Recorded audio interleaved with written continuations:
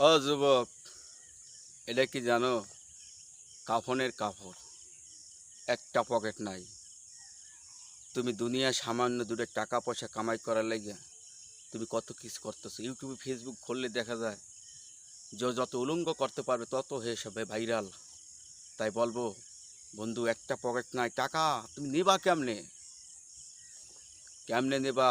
ও জমিদার, ও পালোয়ান, ও ক্ষমতাবান ব্যক্তিরা, একটা পকেট নাই। তুমি পরের জায়গা জমি জুলুম করতেছো, গরিব অসহায়ের ভিতর অত্যাচার করতেছো। বন্ধু, একটা পকেট নাই, কাফনের কাপড়ে খালি হাতে যাইতে হবে। আর তুমি বলো আরও বাঁচবো। যদি আরও বাঁচার আশা থাকতো, ওই ঢাকা বিমান দুর্ঘটনা এই শিশুগুলো মারা যেত না। ওরা জানে না যে মালাকুল মৌত স্কুল হাজির হয়ে যাবে।